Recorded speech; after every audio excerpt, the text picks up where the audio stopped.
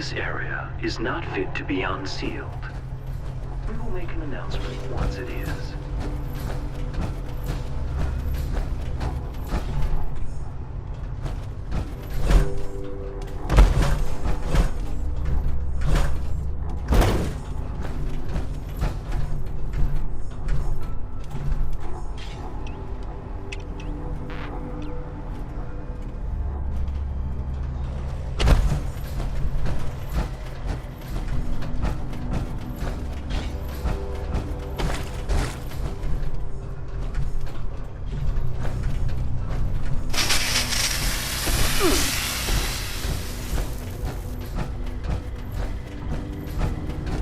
Member is cleared for this portion of the facility. Please.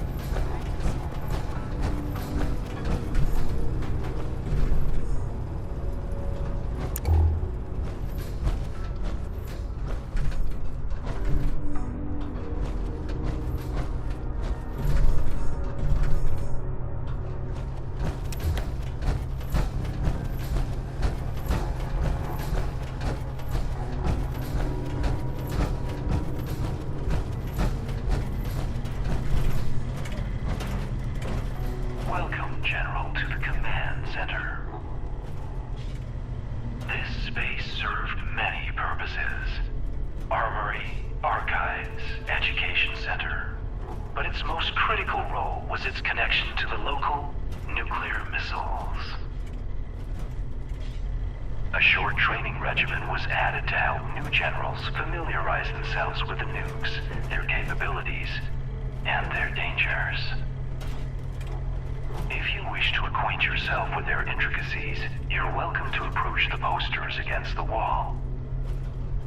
If you'd rather jump right in, you may speak to any of our command terminals to move on to the next step in your personal nuclear arms race.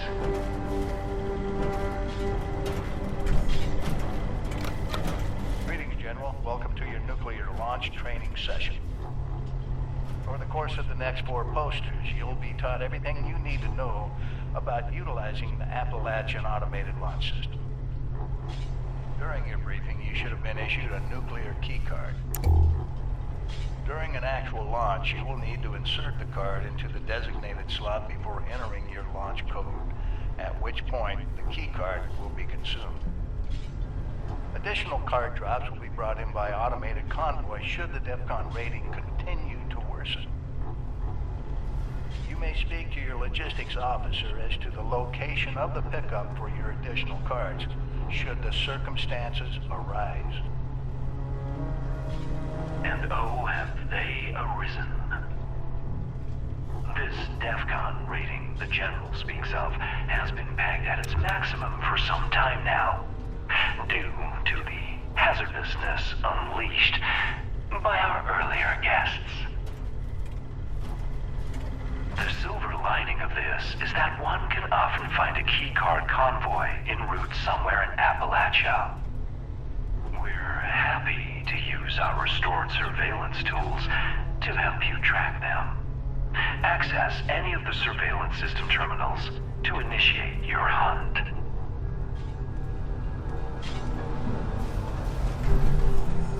To prevent misuse of Appalachia's automated missile silos, security measures for the region's nuclear arsenal have been increased well beyond any of our existing standards. Each silo has its own 8-digit launch code, which is valid for a single week. These codes are broken into 8 individual number-letter pairs, each carried by a designated officer who is under strict orders to guard their code piece with their life. The order of numbers has been encrypted using a series of methods to prevent improper deployment. The bunker staff of specially trained code decryptors will provide the officer corps with the code when it is renewed each week. The decryptors, it should come as no surprise, are dead. It will be up to you and your fellow members to decrypt each silo's launch code before they are regenerated. We, however, might be able to help. We've gathered all the information we could recover related to the codes and their encryption in the archives on this floor. It's also our belief that the flip card displays in this room had something to do with the code. What exactly, we'll leave up to you and your compatriots to uncover. And we're more than happy to use our surveillance systems to track down the last known locations of these code-bearing officers.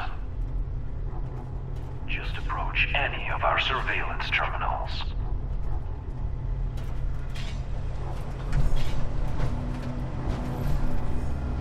The missile silos of Appalachia are equipped with an advanced robotic construction system, allowing them to rapidly rebuild their arsenals in a matter of hours. The silos themselves are defended by a robotic task force and staffed with a contingent of special clearance human missileers. Security protocols require all silo entrants, regardless of rank, be escorted by a missileer at all times. Entering a silo without escort will be treated as a hostile act. We're unable to peer inside the silos themselves, but we are confident in saying we doubt any such escort still lives. You will be on your own once you're through the door.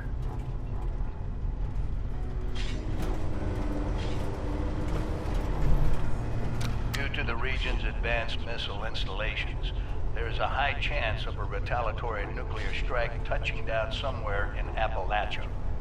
The intense radiation released by such a blast can have devastating effects on the local flora and fauna, mutating them into hideous monstrosities fit only for a quick death.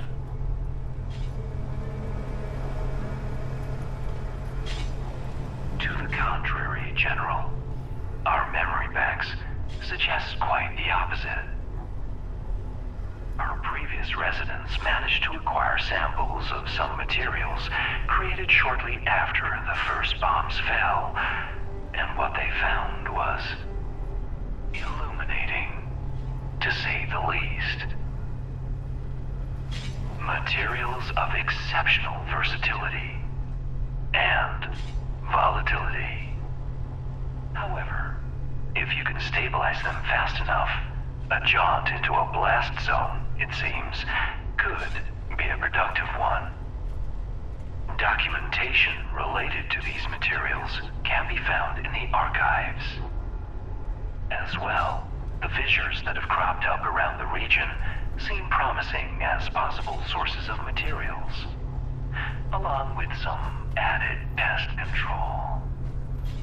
The map in this room contains the locations of these fissures, if you're looking for a target.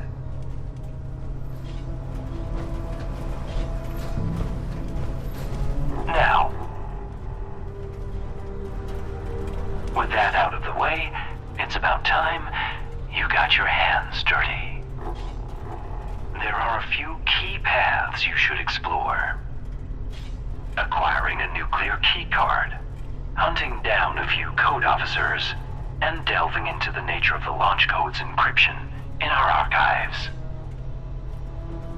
Everything you need to get started, you should find in this space. How to proceed, though, we leave up to you. But please feel free to ask our terminals if you have any questions. Good hunting, General.